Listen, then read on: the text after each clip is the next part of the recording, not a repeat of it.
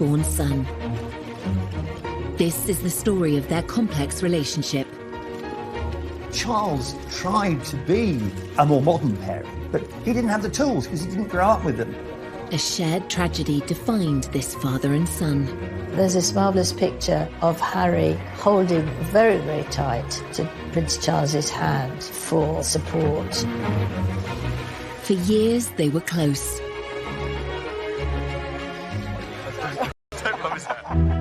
Until a shocking interview exposed the cracks in their relationship.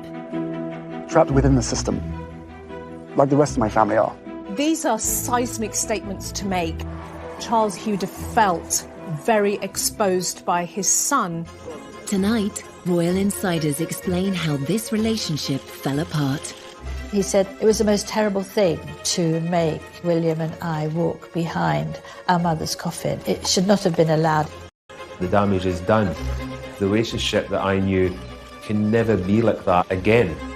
Prince Philip's funeral was an opportunity for reconciliation, but what really happened? I think you could see clearly at the funeral how emotional Prince Charles was. Part of that was the problems with his relationship with Harry. And what lasting effect will this royal rift have on the House of Windsor? Of course, Harry wants to protect his wife, but is it at the expense of bringing down his own family? Tonight we ask, will Charles and Harry ever repair their damaged relationship? There's no doubt the gulf between Charles and Harry has widened considerably. It will be very difficult to bridge that divide in future. I can't see how they can do it.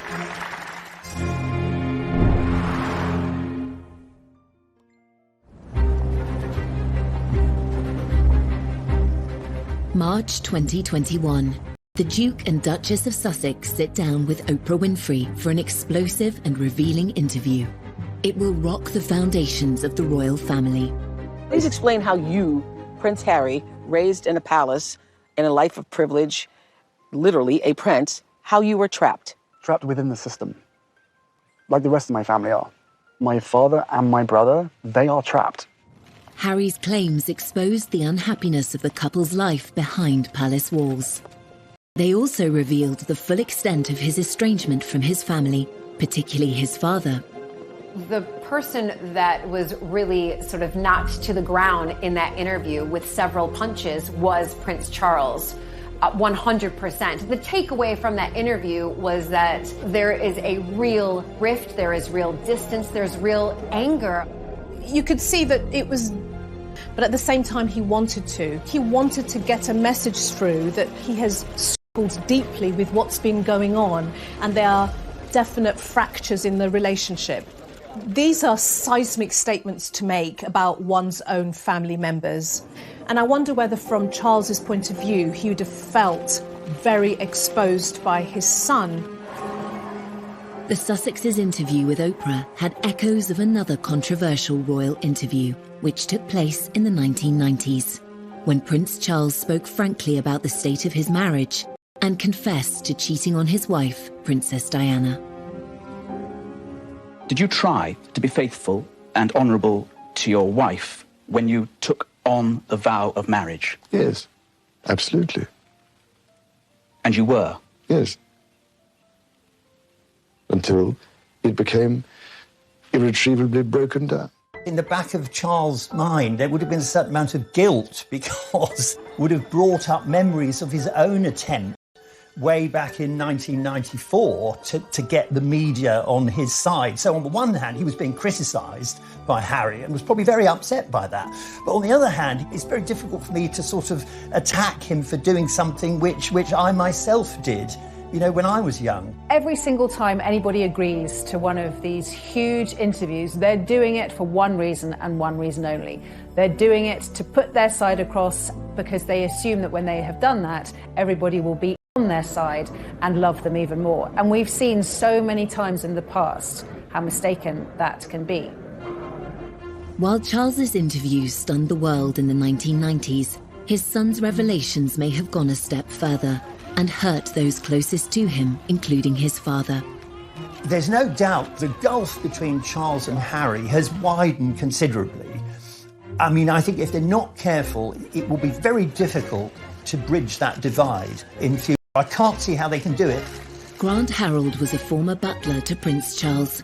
He witnessed firsthand the loving bond the royal father and son once had, which has now seemingly been lost.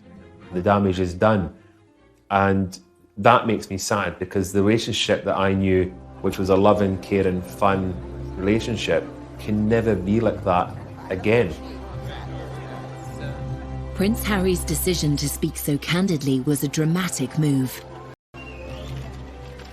To understand why it happened, we must return to the beginning of Harry's life and consider events that took place soon after he was born. 15th of September 1984. Well-wishers around the world celebrated the birth. He was known to his family as Harry, and his father was acknowledged in his full given name, Henry Charles Albert David Windsor. At the christening, they were both looking incredibly happy. William was a tearaway, he was running around like mad, but Harry was quiet and peaceful. In public, Charles and Diana were delighted by Harry's arrival. But in private, they're said to have clashed over how to raise their sons.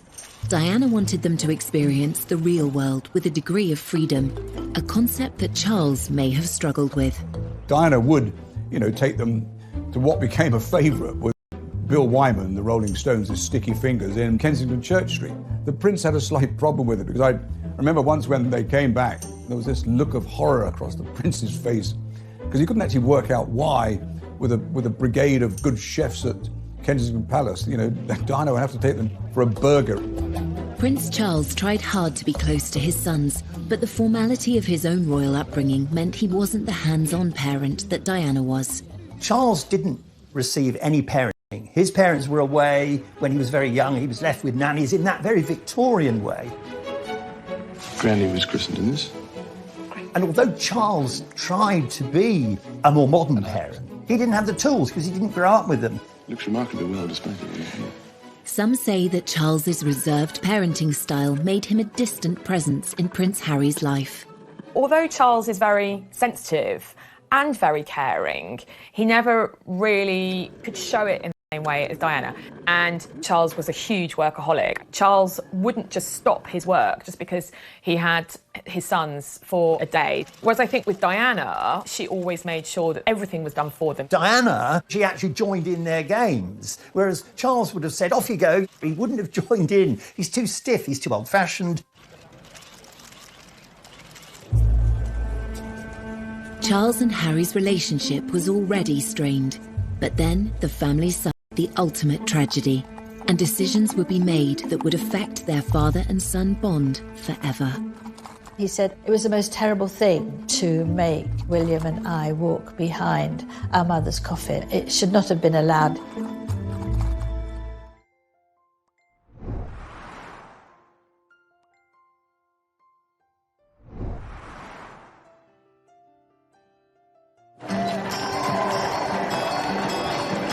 When Prince Harry was born, he and his brother William grew up initially in a happy family unit. But there were growing signs of tension between their parents. Diana said that during her pregnancy, but that it all went wrong after Harry was born. If these marital struggles created a distance between Charles and his young son, things were about to get worse. It is announced from Buckingham Palace that, with regret, the Prince and Princess of Wales have decided to separate.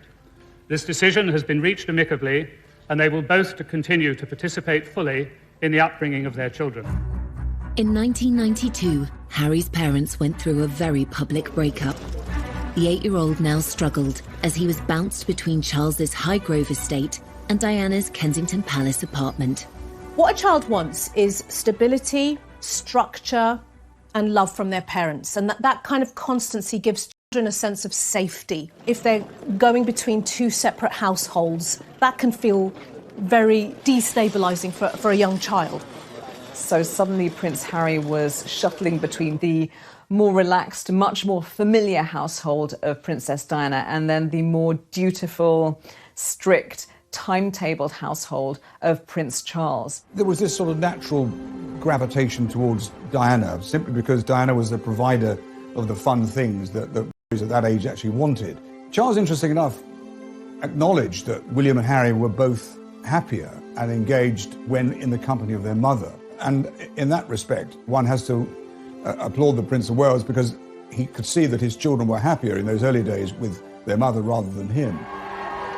Harry was caught between the world of royal formality set out by his father and the more carefree mindset of his beloved mother.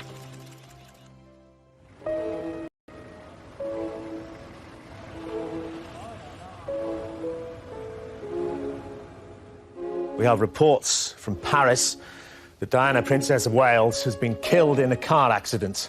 Prince Harry had been with his father at Balmoral when the news broke of his mother's death in August 1997. Prince Charles tried to offer his young son the support he needed. Charles had this huge responsibility to protect the boys, and there's this marvellous picture of Harry leaning down to look at the notes and the flowers, holding very, very tight to Prince Charles's hand for support. It's a very, very moving moment, I think. In the immediate aftermath of Princess Diana's death, Prince Charles was very protective of his sons. He was determined that William and Harry would be shielded from speculation, from the press, from intrusion, and from people looking at their grief. At the funeral, however, it was a different story on the world. The private mourning of Diana's sons was on full public display. Princess Diana's funeral was one of the, and I say this as someone who was there, it was one of the most extraordinary things, I think, in the last century. It was a sort of maelstrom of grief, of astonishment, public display. Well, in the middle of all this vast sea of passion and emotion and public mourning, was a little boy. What we saw was the boys taking on the duty role. We see them doing their job, walking behind their mother's coffin. It is a deeply personal loss. And then to find yourself in this arena, surrounded by people openly grieving, weeping, throwing flowers, wanting to touch you, robs them of their own private grief. The royal family are very good at knowing what the public want. They're very good at putting on a show. They served up their grief in a ceremonial way that satisfied the millions. Prince Harry must have felt like a fish in a goldfish bowl, being stared at by the entire world, probably at the absolute worst point of his entire life. In later years, the adult Prince Harry would reveal his discomfort about the role he had played. It raised questions about why Prince Charles allowed his sons to be so exposed on such a traumatic day. I went to Kensington Palace and for an interview with Prince Harry, and we were making sort of politish conversation, and he suddenly stopped, was very silent, and then he said, "It was the most terrible thing to make William and I walk behind our mother's coffin. It should not have been allowed." This went worldwide because he'd not really spoken about that before. And looking back on that terrible, tragic day, you realise that he was absolutely right. Clearly, it was a traumatic moment for him. Clearly, it's something he wouldn't make any child do himself. Clearly, he remembers it. So there's always a struggle for Prince Harry, and indeed for Prince William, between how they feel as bereaved sons and what they have to do as public figures. In the years following Diana's death, Charles tried hard to fill the void she left by embracing life as a single parent. Prince Harry's energy and enthusiasm delighted the press and his father, though a request for a closer look at those brightly coloured mini skis. Thing straight after Princess Diana's death is the behavior and the actions of Prince Charles. He stepped up his parenting game, his parenting skills. He became a very much full-on and hands-on father for those boys. Prince Charles arranged for the Spice Girls to meet Harry, and for a 12-year-old this was beyond exciting. And they were very nice to him, they cuddled him, they had lots of pictures, and he said to his dad afterwards that it's, you know, one of the best days of my life meeting them. So he did try, although he might seem to be a bit square, the Spice Girls at the time were all the thing, and he did try and do something that would please Harry and give him a few moments of happiness. Charles made enormous efforts to do a lot more for the boys, to spend more time with them, to go to various events with them, and that was all to the good. I think that worked very well. Following the breakdown of his marriage to Diana, Charles's standing with the public had been at an all-time low. Just a few years later, he was becoming a hit with the world's media. Charles was under so much pressure. He'd been criticised so much through the disintegration of his marriage to Diana. He was very self-consciously promoting this idea of him as being close to the two boys. This was really to try and overturn the earlier image of him as cold and aloof, while Diana was warm and fun.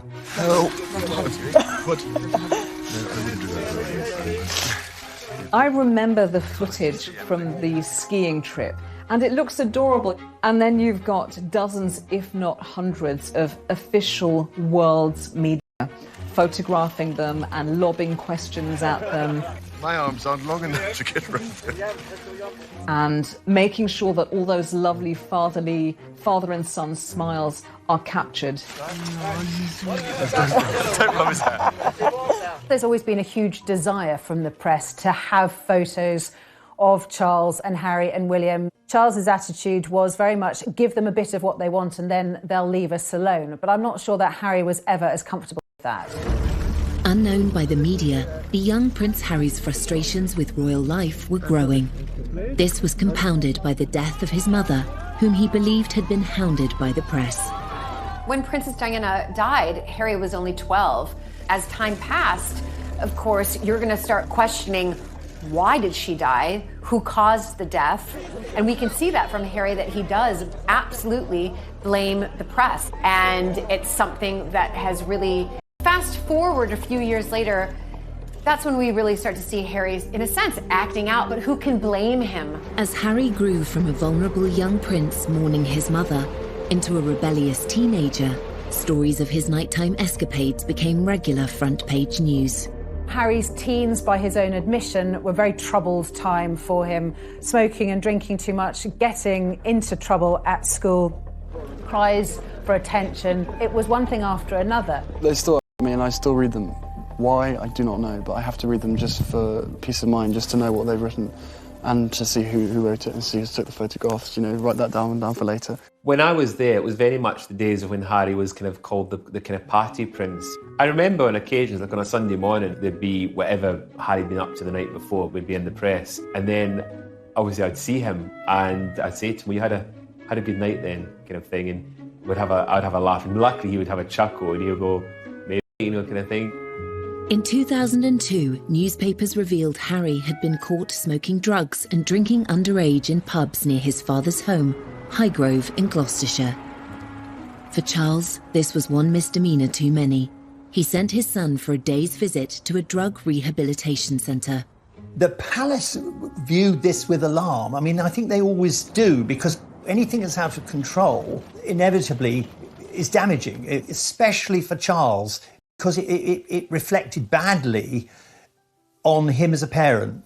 Prince Charles has got a lot of support today, not least because this is a situation that thousands of parents in Britain have faced. He insisted Harry should visit a drug rehabilitation centre. I think the idea was that it would give him a shock. He would go there and see, you know, what it was like if you allowed drugs to sort of take over your life. I suspect Prince Charles did that because in the eyes of the public, that's what the public wanted to see, or felt that he should do. But at the end of the day, you know, there's a lot of, rebellious children who in normal families will do a little bit of underage drinking. So I think it's what do we need to show the public that we're doing in order to sort of hone in this behavior.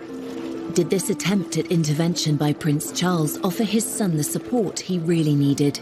I wonder whether, if that's the case, Harry would have felt, shortchanged. What I really need, Dad, is a lot of love, attention, structure. I need more face-to-face time with you because I'm struggling. This is a cry for help. I need you as my parent to step in and help me. So there might have been some tension around what was happening at this point in time. This would not be the last time Prince Charles would need to step in and make a critical decision in his son. Of Charles, the father, doing something that Harry, the son, didn't like.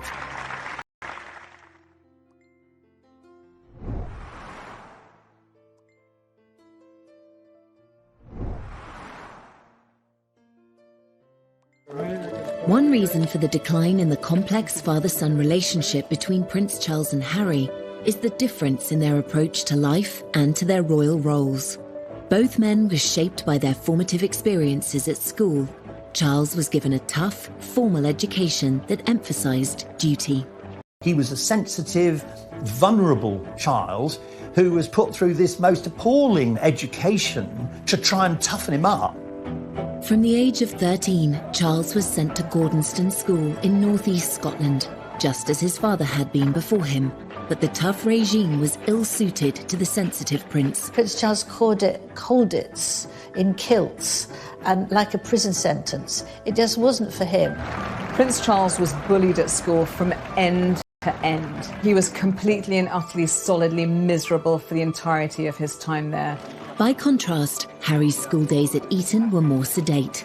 Not as academic as his father, he was certainly more popular.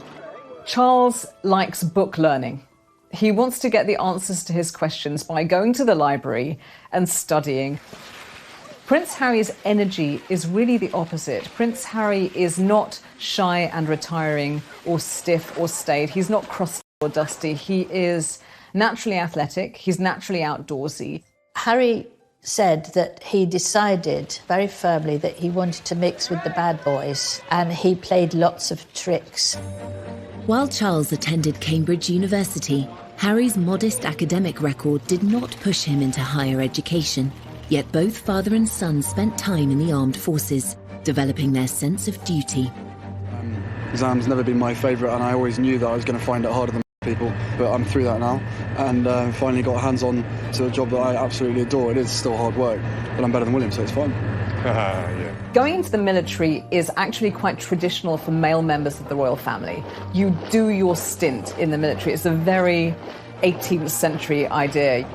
Prince Charles and Prince William did their years in the military, but they didn't make it their identity. As heirs to the throne, Charles and William have special roles. Whereas Harry saw in the armed forces an opportunity to create his own identity and purpose. If they said, no, you can't go frontline, then I wouldn't drag my sorry ass through Sandhurst. He could forget about himself as a royal. He could forget about the press intrusion.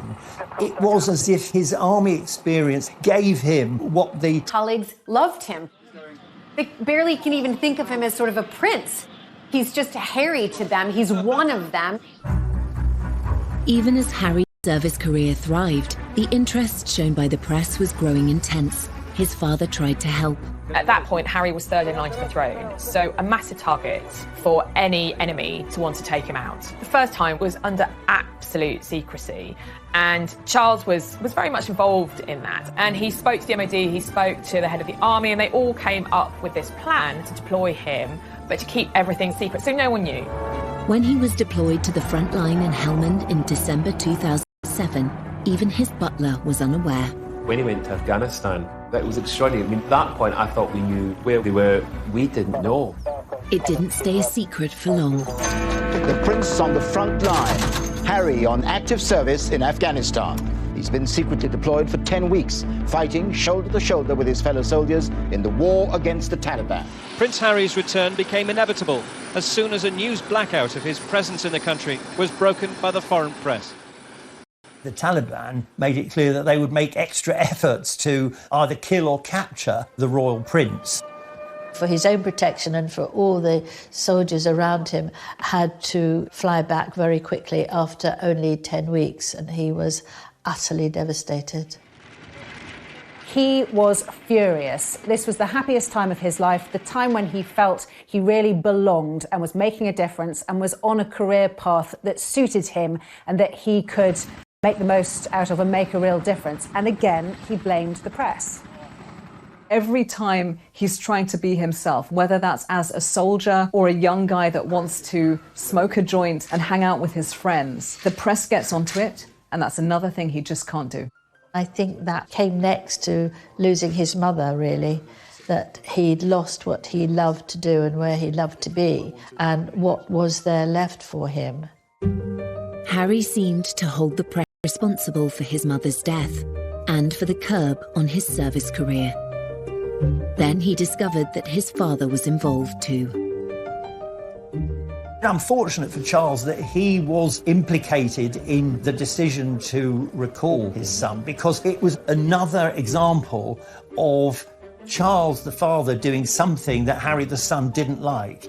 Harry must have been saying, look, here we go again. Are my father and the world's media actually working together? The next one in a long line of emotional betrayals that have come from the people who are really the closest to him. In fact, Charles's involvement in removing Harry from the theatre of conflict was motivated by a desire to protect his son. As a parent, you worry the whole time, but for everybody left behind, it's ghastly. From Charles's point of view, as a parent, he would have been in protection mode, and as the son, he would have been, trust me, I know what I'm doing, don't interfere. So typically that would have brought its own internal tensions between father and the son. Harry is aware that his father loves him and wants to do his best for him, but then these other things all intrude and slightly poison the atmosphere. Because Charles obviously felt we have to do the right thing here. Harry's idea of the right thing was very different. It's obviously a great relief, as far as I'm concerned, to see him home in one piece. Eventually, father and son buried the hatchet. Harry's recall from Afghanistan inspired him to take on a new role, and one that would make his father proud. That was a pivotal moment, probably one of the most significant days in Harry's life, because on that plane that brought him back was a dead soldier. There was a coffin on the plane, and there were 2 or 3 British soldiers returning who'd lost limbs. And it was very soon after this that Harry set up the Invictus Games. In 2014, Harry played a pivotal role in organising the Invictus Games, which today involves 500 competitors from across 20 nations. For Prince Harry, the army is where the heart is. He's long been a champion for wounded service personnel, and today he was playing sitting volleyball, one of the sports at the Invictus Games. Harry's dedication to celebrating the bravery of wounded service personnel was all too clear from his speech at the Games opening ceremony. The admiration I have for these men and women to move beyond their injuries is limitless. Your stories move, inspire, and humble us. You prove that anything is possible if you have the will. Welcome to the Games. Welcome to Invictus.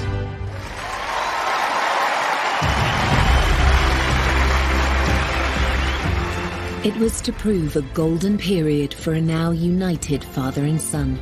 Charles was very, very proud of Harry. What parent wouldn't be proud of their child coming through and blossoming and showing real confidence, real purpose, creating something that embraces a huge community? That is a huge step forward.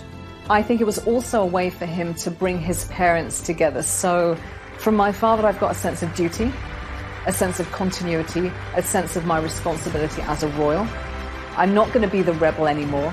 And then from his mother, he has the human rights aspect, the international aspect, the charity aspect. And those two things fused together really powerfully, and they're still fused together. Much in conflicts, Harry realised that this spoke to him in a special way. There have been many low points in the relationship between Charles and Harry. The high point, the bit they will both always remember as a point in time where they came very close. That would be the success of the Invictus Games. I mean, it was almost like, father and son finally found something that would lock them together. With his father's blessing, Harry helped turn the Invictus Games into an international success story, giving a powerful voice to thousands of injured servicemen and women around the world.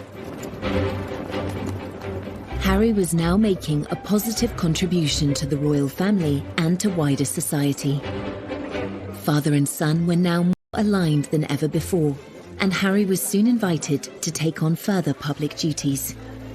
Prince Harry was a different type of royal. He was a royal just like his mother, very hands-on. Prince Harry has never wanted to just do the service and the duty that a royal member, must do by simply arriving at an event, giving a speech, waving, and leaving. He wanted to take on more active roles, being very, very hands-on, dancing, hugging. You can't sit there with a stiff upper lip with your crossed arms and not get involved. We knew from the start that these countries were going to be fantastic fun.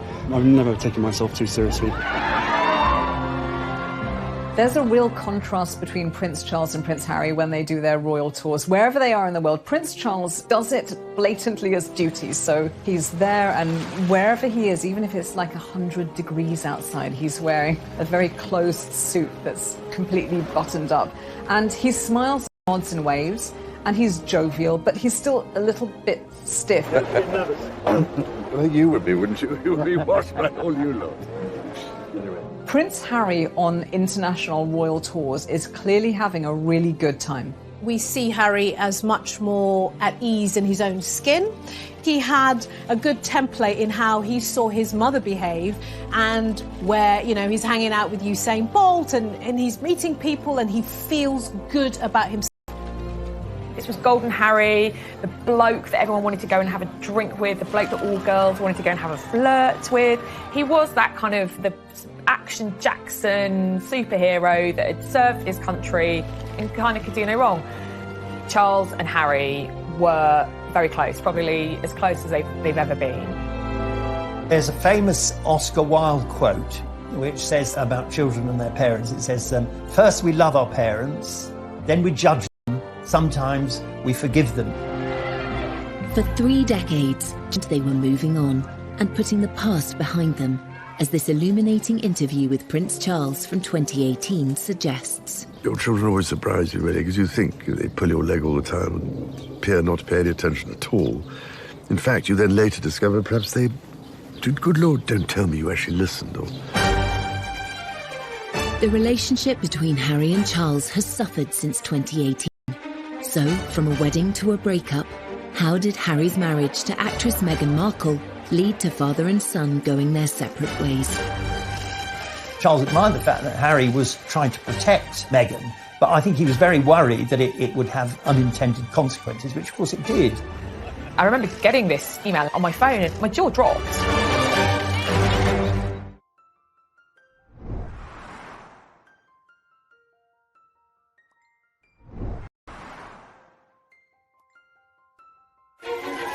Royal history shows that affairs of the heart often clash with responsibilities of the role. In the case of Prince Charles and Prince Harry, adding a love interest to an already complicated father-son relationship had the potential to make matters worse. This is a repeating pattern over generations in the royal family. We've seen it with Charles, Diana and Camilla. That tension between wanting to be the person you love, being in a family business, and also being a member of a family. Harry was just 10 years old when his father shocked the world and described the tensions in his marriage to Princess Diana, as well as his own adultery, in a frank TV interview. I have, on the whole, tried, I think, to get it right. I mean, constantly, people scrutinising. So, I mean, I have always tried to get it right, try to do the right thing by everybody. So you can imagine, it's not a very happy or encouraging thing when this sort of business happened. So when his own sons started dating, it seems Charles advised them to choose their ideal partners based on love, rather than any other considerations. Prince Charles believed that, unlike what happened to him, where he was almost forced into a marriage and the wife had to be a virgin, he was determined that Prince Harry Prince William could find someone who they loved and who they wanted to marry. Harry had two big previous relationships before Meghan, so Chelsea Davy and, of course, Cressida Bonas. But while they appeared happy on the arm of the dashing prince, they weren't so keen to become princesses. Chelsea was like, absolutely not. I don't want to be in the public eye. I don't want to be written about in papers. And the same thing with Cressida. We know that both of those girls ended that relationship because they did a member of the royal family.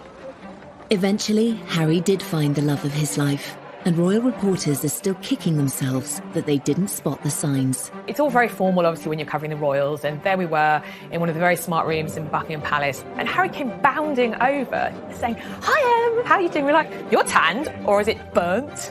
And he said, "Yeah, I know. Africa was amazing. Oh, it was so good." I thought, wow, Harry's in a good mood. Like, I had never seen him quite so animated and quite so happy.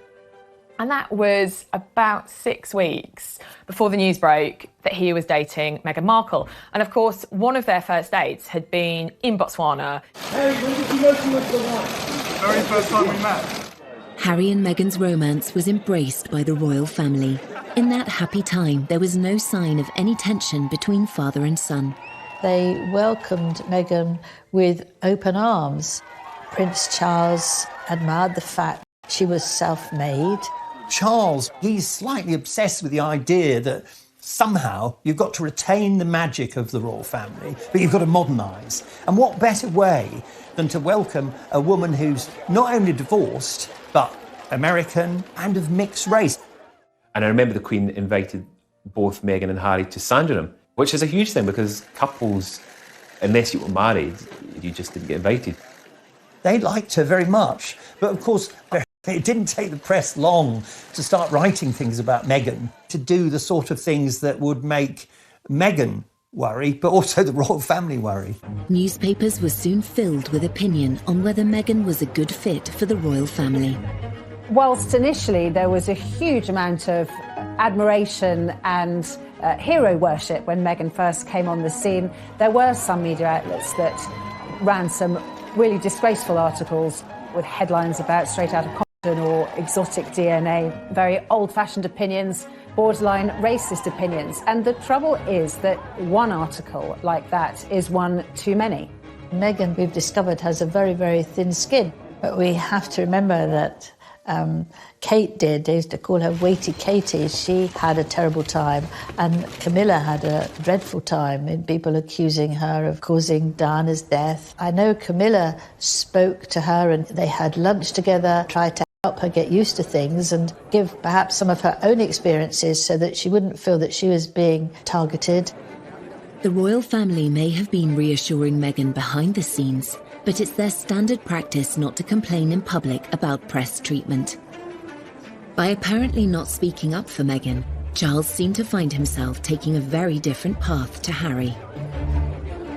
Statements, these underlying racial tones need to stop. I remember getting this on my phone and my jaw dropped, actually, because press statements from members of the royal family are normally really bland and really boring. I mean, this was Harry.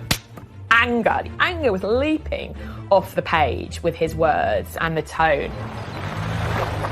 This was an unprecedented move, really just instructing the press to back off and leave Meghan alone. Charles admired the fact that Harry was trying to protect Meghan, but I think he was very worried that it would have unintended consequences, which of course it did. Handling the press is like handling gelignite. You know, it's almost impossible to do it safely.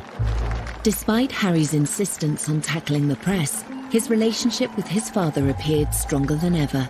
He felt able to ask Charles to play a significant role at his wedding. Meghan's father infamously didn't come to the UK for her wedding because he said he had heart problems and he was in hospital. There was the question of who would walk Meghan down the aisle. Prince Harry asked his father, and what could be better than having the heir to the British throne walk your beautiful bride down the aisle.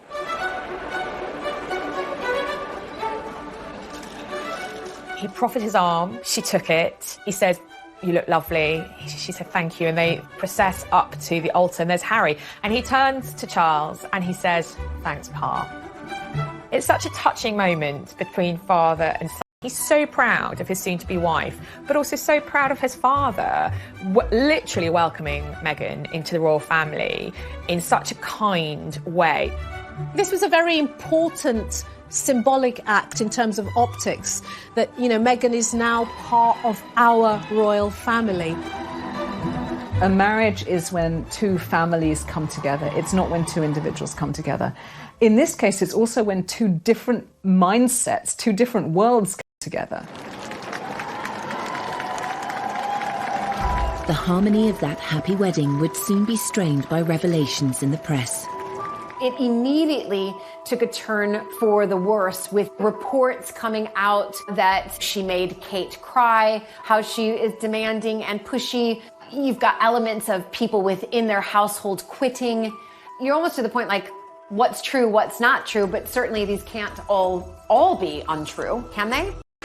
I personally began to see the wheels coming off. Harry was absolutely furious at the leaks, at what was being written. Everyone who knows anything about the press, the more angry you get, the bigger the story.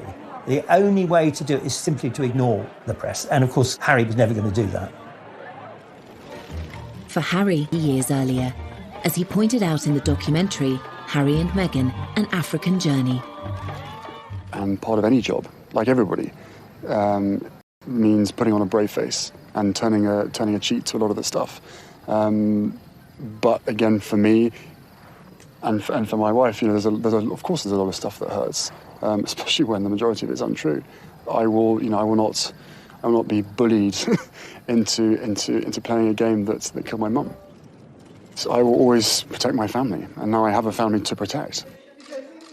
So he's now thinking, oh my God, the curse is coming around again. It's happening again, one generation on. So decades have passed, but nothing's changed.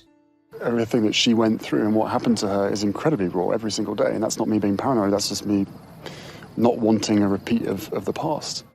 Harry's perception is that his mother wasn't protected. She wasn't safe when she died. She was being pursued by the paparazzi. She didn't have the security detail that she deserved. If only she'd had what she needed, she may have made it. If Harry harboured a belief that Charles could have done more to protect Diana, resentment would certainly have resurfaced when his father chose not to defend Meghan publicly. Harry, he was like, enough is enough. I'm not standing for this anymore. And he also couldn't understand, and indeed she couldn't understand, why members of his family, particularly his father, were not standing up and saying, you know what, this is unacceptable. Father and son may have been at odds, but the famously close relationship between William and Harry still seemed unbreakable. Every year we get closer. The one person on this earth who I can actually really, you know, we can talk about anything and we understand each other and we give each other support. Yet by 2019, even this sibling bond was under strain, and the world had its first hint of another royal rift. We'll always be brothers. We're certainly on different paths at the moment. I will always be there for him, and as I know he'll always be there for me. As brothers, you know, you have good days, you have bad days. We know over the last several years, really since he married Meghan, that the relationship between William and Harry has been very rocky indeed. Prince Harry's determination to defend his wife whilst his father and brother stayed silent seemed to drive a wedge through the family. Protecting his marriage and protecting his wife were his number one priorities. We know that many members of the royal family feel that service and duty to the crown and to the royal family are their number one priorities, and there's a clear difference there. It's sad for me because And then came a bombshell revelation that would lead to the biggest split in the royal family for 80 years. Can you put up with this? Was it surprising to them? Probably not. Were they happy about it? Definitely not.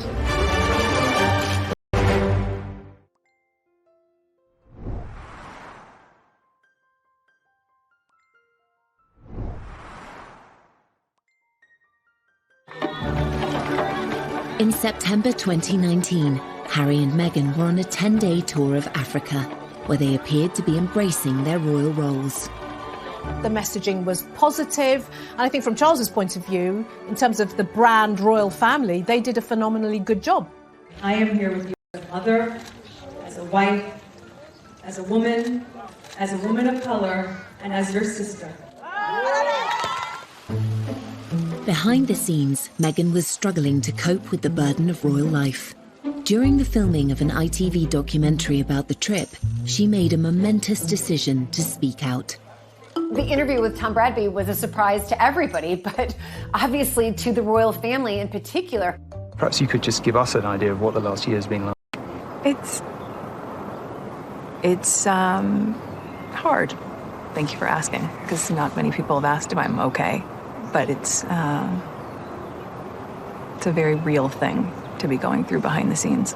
And the answer is, would it be fair to say not really okay? As in, it's really been a struggle? Yes.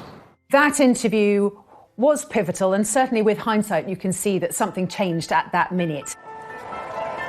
That would have been a dig at the royal family. And I think that was definitely eye-opening to everybody around the world, saying, okay, something's going on here with the royal family. I think it was clear from that interview on that alarm bells were starting to ring for Prince Charles about what path Harry and Meghan were going down and where it was going to end. Finally, the tensions between Harry and Charles reached breaking point.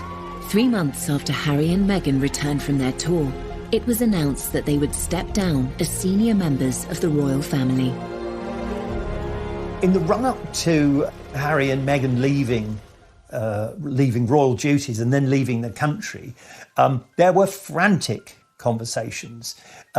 I think Charles was desperate for his son not to do anything rash. I think Harry felt, oh, here again, my father's trying to stop me being free. Within the royal family, it's a huge monarchy. You can't just say, right, you can go tomorrow. There's lots of complications to senior royals leaving. And the Queen and Prince Charles were working out how to do this. Harry then published an announcement on his Instagram page, sparking a worldwide media frenzy. We had Harry announcing, that he wanted to step back, the Queen responding. The Queen shouldn't be responding, it should really be the other way around. Pretty much at every stage, they seemed to jump the gun. They seemed to do things out of order, to not follow proper etiquette. I think ultimately that's how the relationship between Harry and Charles broke down. It is one of the biggest constitutional crises to hit the family, because this suddenly saw a massive breakdown in communication between senior members of the family. It was clear there was something seriously wrong. I think Charles was pretty devastated by the departure for a number of reasons. He'd lost a son, he'd been unable to protect that young couple and keep them within the fold and keep them working for the royal family. Prince Charles had committed himself to a life of royal service, but his son was stepping away from his. Inevitably, this created a further divide between them. The motto is almost duty first and all the other stuff follows. Now, when you now live in a world where you start to put your own needs and wants ahead of duty, this is where the tensions arise, because the rest of the family is saying, well, this is a business. Charles knew over the years how unpopular it's been to have the royal family too big, too costly, too many members who nobody's ever heard of. So he wanted to slimline the royal family. So it was no surprise when his son wanted not only to be not a working royal anymore, but to be half in, half out. That was never going to wash. It seems yet again that Harry didn't receive the support he'd hoped for. You've got here the tension between being a parent and also the child's boss. And here's where the boundaries get very blurry and very messy. His withdrawal from royal duty was never going to be easy, but the sacrifice Harry had to make was far greater than he imagined. He has lost his royal titles. He's lost security privileges. He's lost a lot of money and patronage. He lost all of his military appointments, which he worked for 10 years to build up. When Harry first spoke out about the decision, he expressed his disappointment that his family were unable to compromise. It brings me great that it has come to this. Our hope was to continue serving the Queen, the Commonwealth. That wasn't possible. I think he'd have found it upsetting because he doesn't just do them because it's duty, it's because he's passionate. He loves these things. For Charles, as with the Queen, the monarchy always comes first. Harry seemed to struggle with this idea. Charles will have known that that was going to damage their relationship, but he will have put what he saw as the greater good of the monarchy and the royal family above his personal relationship with his son. Once again, Charles's silence was deafening, but there was a high price to pay. The rift between father and son was growing, and soon the whole world would know about it. Prince Charles loves Harry, but there comes a time when you have to say enough is enough, and that was it.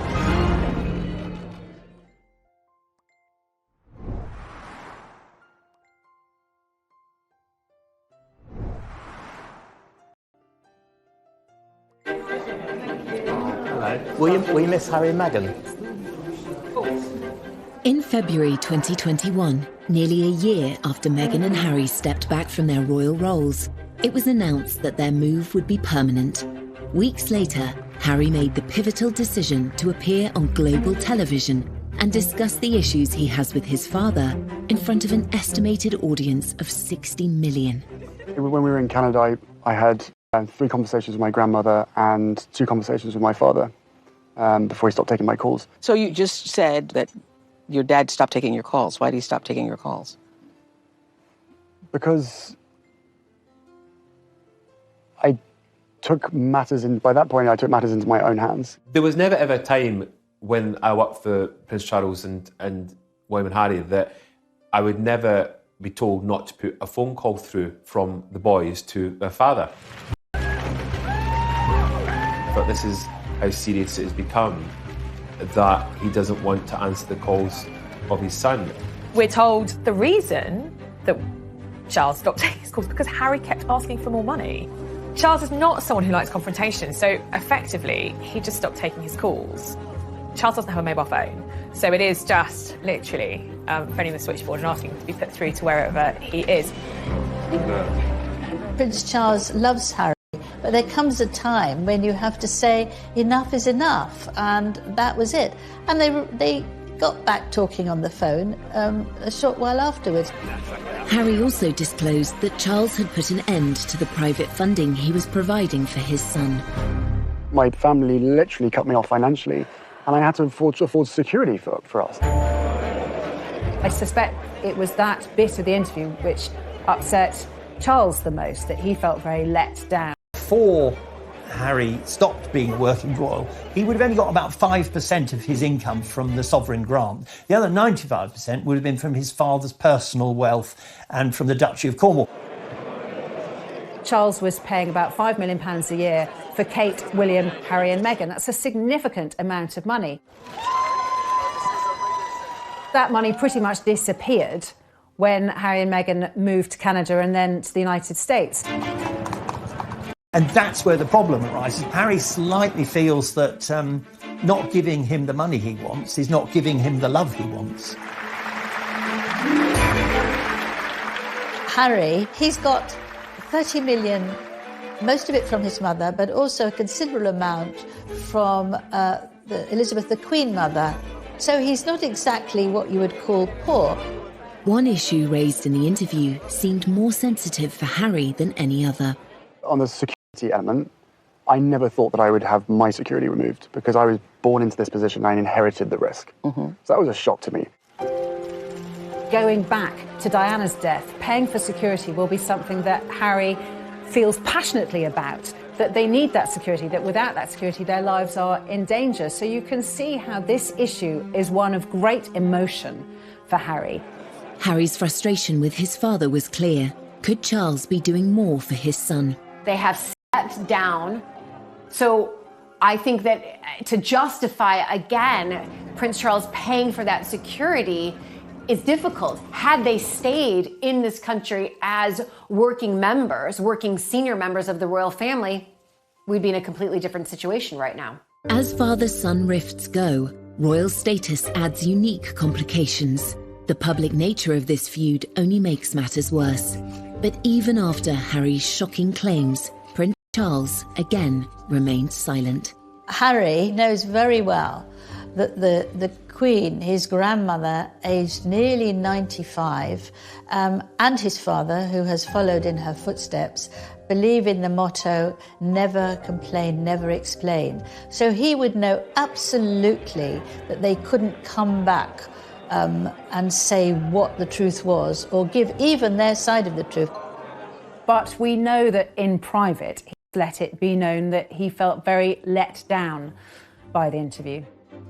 After the interview, Gayle King, who has become a close friend of Harry and Meghan's, she said on her morning show that Harry had spoken to his father and his brother after the interview, but talks have been unproductive, which I think only really added fuel to the fire. William and Charles thought, whatever. The claims that Harry made about his father could have a serious effect on the monarchy, which Charles has worked so hard to protect. It can be damaging. That's the reality. That interview overnight could have changed the public opinion of the family. Of course, Harry wants to protect his family, his wife and his child and his unborn child. But at what expense? Is it at the expense of bringing down his own family, family that he's known for 36 years? In the midst of his many grievances, Harry made an emotional admission to Oprah Winfrey of his hope for a reconciliation. Of course, I will always love him, but there's a lot of hurt that's happened, and I will continue to make it one of my priorities to try and heal that relationship. With the recent passing of the Duke of Edinburgh, could the shared loss in the family become an opportunity? Before the Duke of Edinburgh's funeral, Harry wrote Charles a letter. Charles is a prolific letter writer and actually prefers letter writing to all other methods of communication. And Harry wrote Charles a letter, I think partly apologising for Oprah, but I think wanting to explain. From Harry and Meghan's point of view, they felt that none of the royal family were listening to them. That was partly one of the reasons they had to literally walk away. And of course, at the Duke of Edinburgh's funeral, that was the first time that William and Charles had seen Harry for an entire year.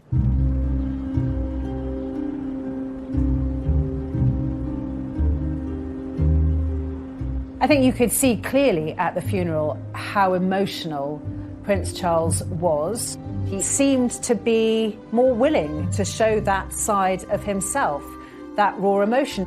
And I do wonder if part of that was the problems with his relationship with Harry. The Prince of Wales, I think he's anxious, like any father, to put right what is wrong. He is a very caring person. I witnessed that firsthand when I was working with Diana. Whatever protocols he abides by, which he does, of course, he will have an undying desire to make sure that his children are safe and happy. Charles's last-minute decision to break with protocol and have his family leave the chapel walking side by side rather than being driven seemed to be a positive step in rebuilding bridges.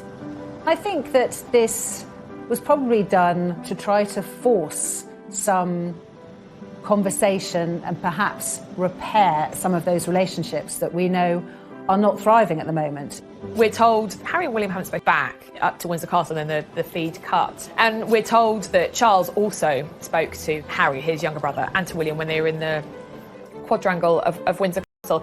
But I'm told that, yes, the three of them did talk, and it was kind of baby steps to repairing those fractured relationships.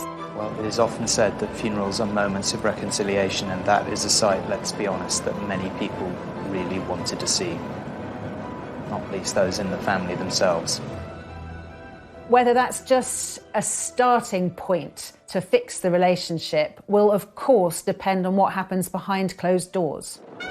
After all that's happened, can the bond between Harry and Charles ever be repaired? Emotionally, they seem worlds apart, and I think it's going to take a lot of work from both of them to try and find common ground where they can communicate as father and son. But what I saw from Harry was a lot of deep-rooted pain that may go back quite a long way. There is a need, in a way, to reach the point where Harry forgive Charles for all the turmoil of Harry's early years. And it may be that Harry needs the distance of being in America, not being a royal who works as a royal. He may need that in order to reach the point where he can forgive Charles. Like with any relationship, relationships can be repaired with a lot of hard work and, to be honest, a lot of time. And I think in this case, a lot of time is going to be needed.